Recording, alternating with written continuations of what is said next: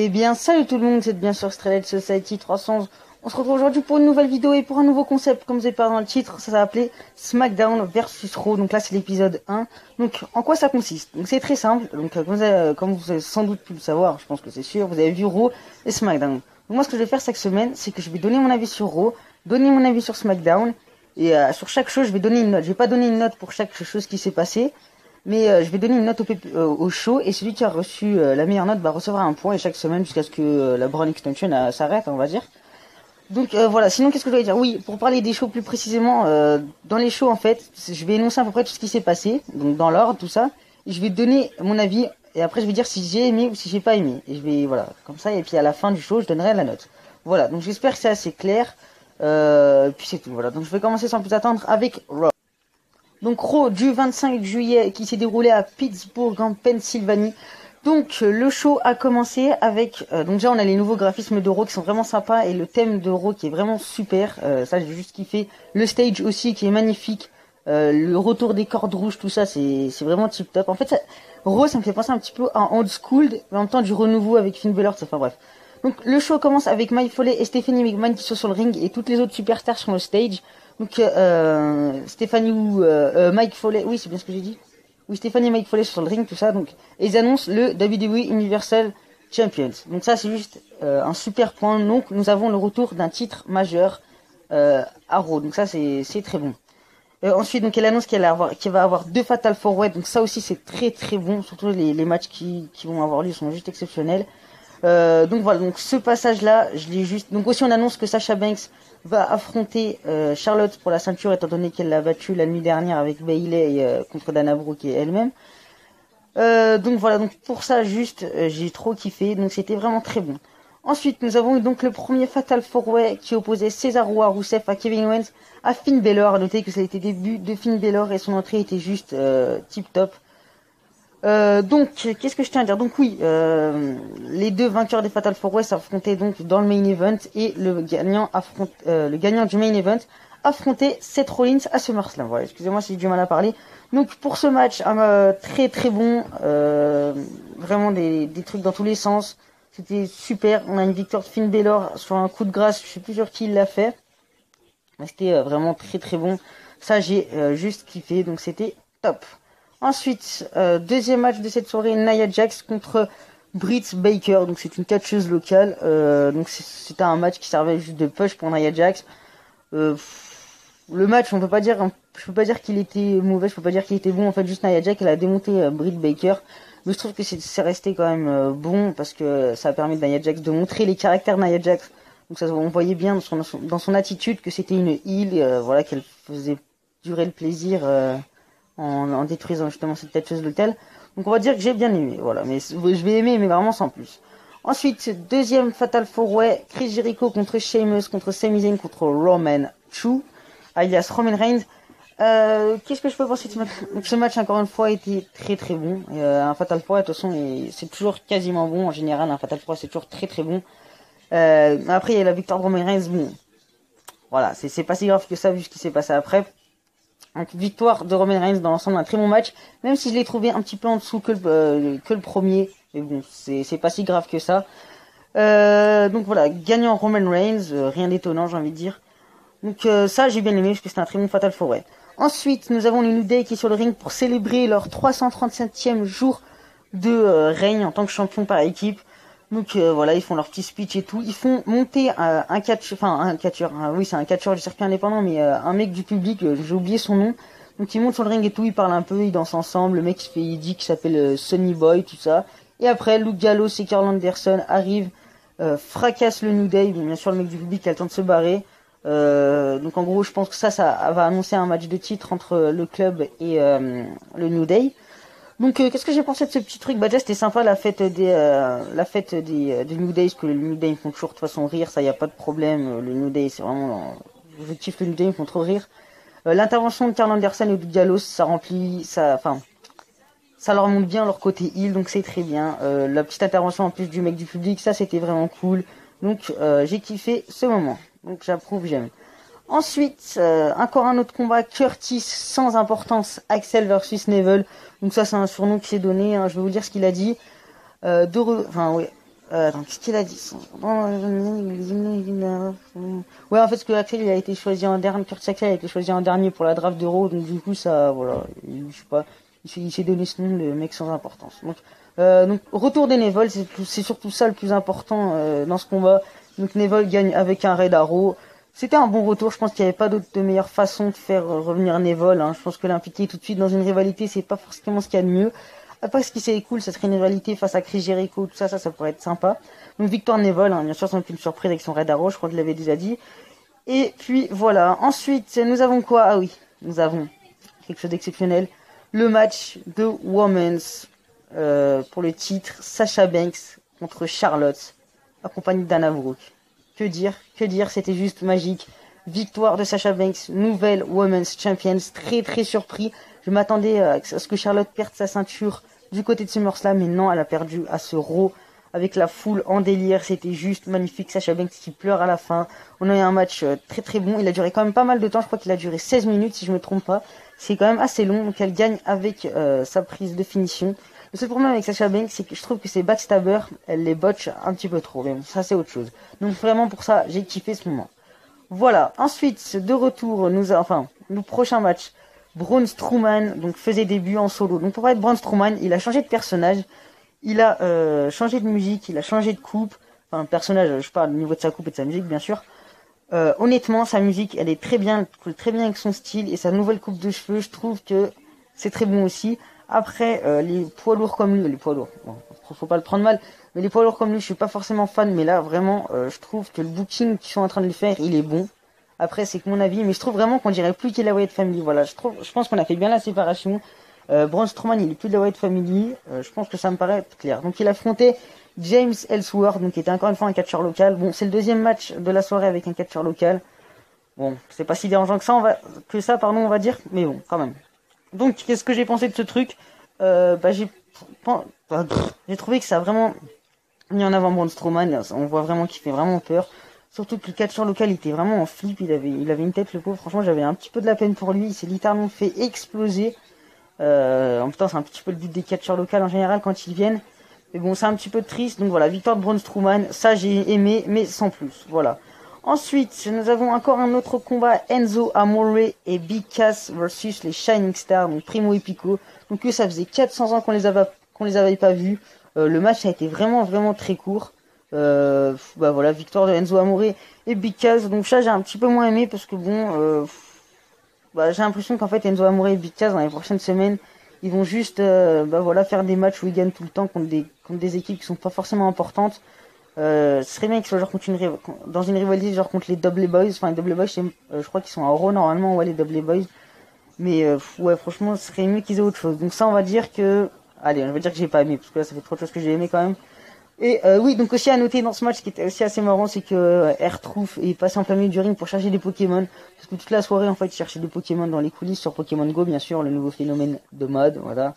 Voilà, donc ensuite, main event de ce WWE Raw. Et juste avant ça, je tiendrais juste à souligner ce que Finn Balor a dit avant le match. C'était vraiment, j'ai vraiment adoré.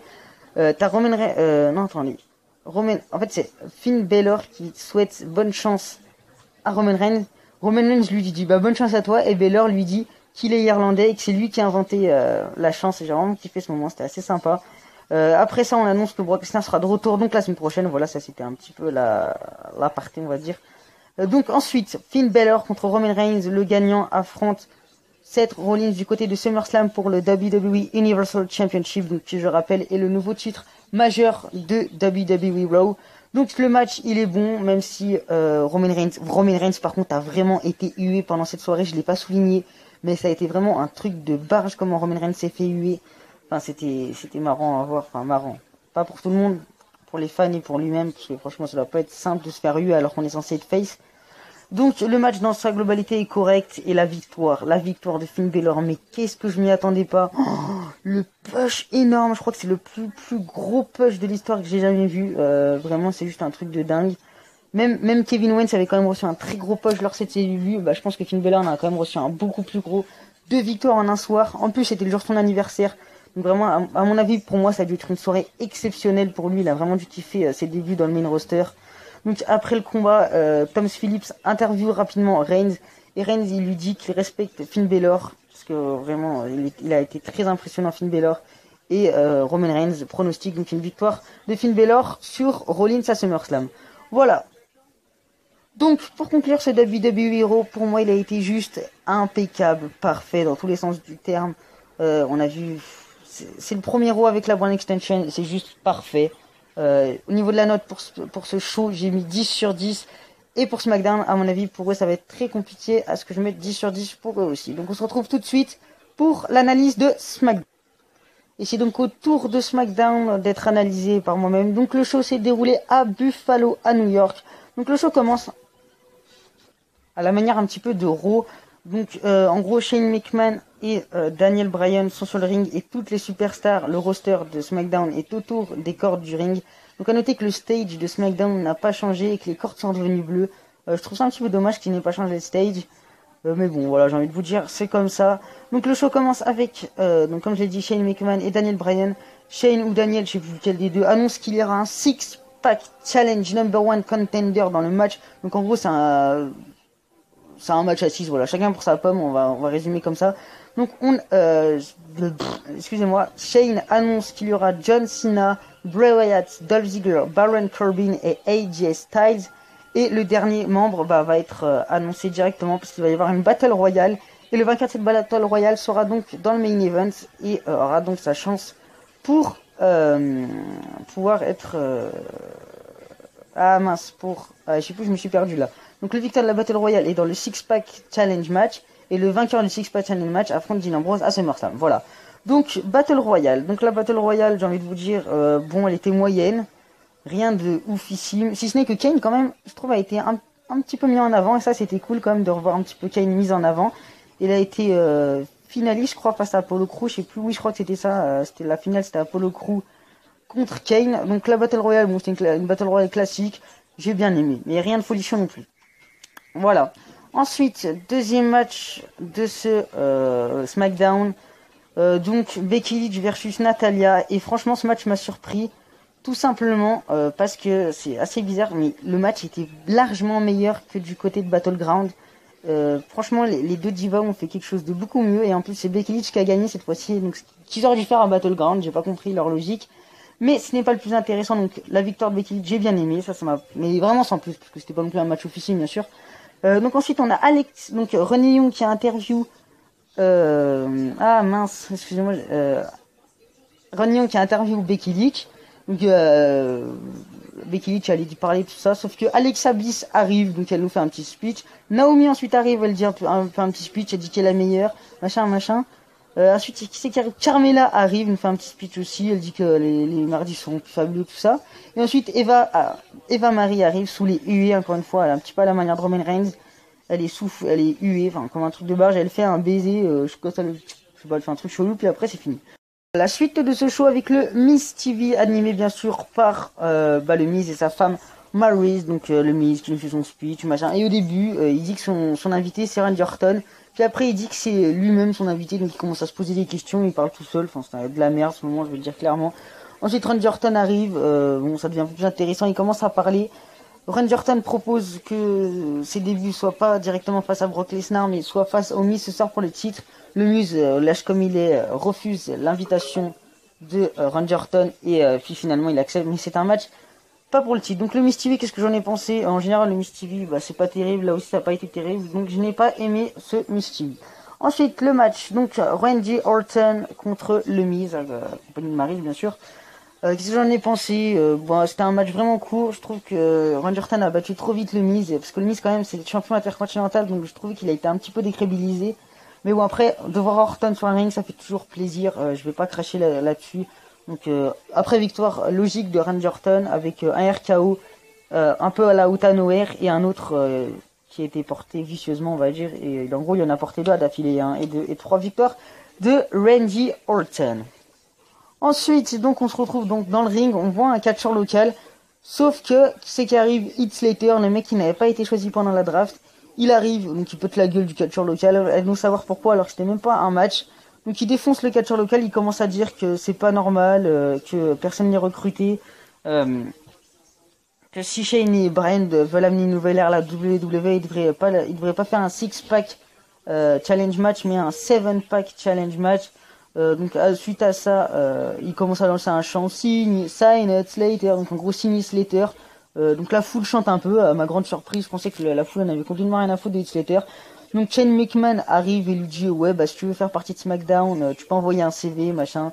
Donc ensuite Slater répond en disant que bah il peut aller voir sur le network, taper son nom, il verra bien que c'est un multiple champion par équipe, il a fait partie de la Nexus, du corps, des Flamby, des Social Outcast, machin. Donc au bout d'un moment, on voit qui est arrivé sous le ring, Rhino, qui arrive, qui commence à monter sur le ring, qui sort de nulle part d'ailleurs ce mec, et il se retourne, Slater, il se prend un énorme gore, enfin, c'est le nom de la prise, mais c'était en gros ça inspire, et voilà, ça se termine comme ça. Donc si j'ai pensé de ça, j'ai trouvé que, bah à part le fait de mettre en avant Rhino, franchement le retour de Rhino, j'en ai un petit peu rien à foutre, j'ai envie de vous dire, excusez-moi, mais par contre, en parlant de retour, SmackDown a recruté une superstar juste énorme, Shelton Benjamin, une superstar techniquement juste exceptionnelle. J'ai vraiment hâte. Normalement, il va faire ses débuts prochainement à SmackDown, enfin son retour plutôt parce qu'il était avant la WWE. Il va faire son retour à la WWE et ça va être très très bon. Ensuite, donc j'en ai pensé quoi de ça? Bon, ça servait à rien, donc j'ai pas forcément aimé. Voilà, donc j'aime pas, ça va être clair.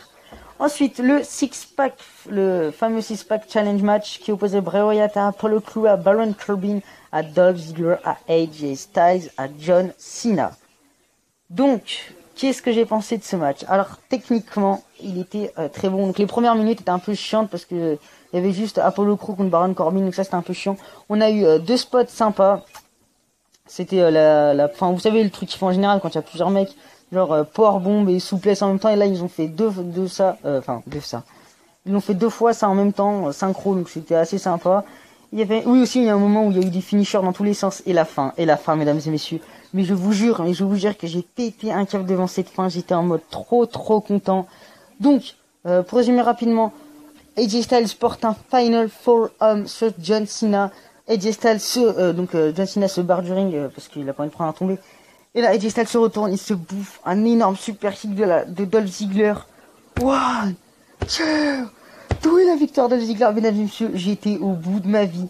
Je m'attendais à une victoire de Bray Wyatt, mais non, Dolph Ziggler contre Dean Ambrose à SummerSlam pour le WWE World Champions. Ça envoie vraiment du lourd. Alors ça dépend, je pense qu'il y a beaucoup de gens qui attendaient quand même une victoire de Bray Wyatt. Mais vraiment, moi, en étant un grand fan de Dolph Ziggler, j'ai été super content pour lui. Je savais que AJ Styles et John Cena ne pouvaient pas gagner ce match parce que c'était obligé que la rivalité se termine à SummerSlam. Apollo Crews, je ne m'attendais pas du tout. Baron Corbin, je priais pour pas qu'il gagne. Bray Wyatt, j'aurais bien aimé aussi. Mais Bray Wyatt, j'ai même pas compris. Je sais pas quel plan ils vont réserver pour lui, mais à voir.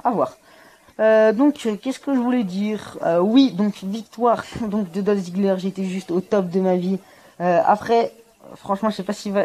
Ça m'étonnerait qu'il gagne du côté de SummerSlam, mais j'espère y croire. J'essaye d'y croire. Donc franchement, un énorme push pour Dolph Ziggler comme pour Finn Balor, c'est juste exceptionnel. Le show se termine avec une célébration de Ziggler.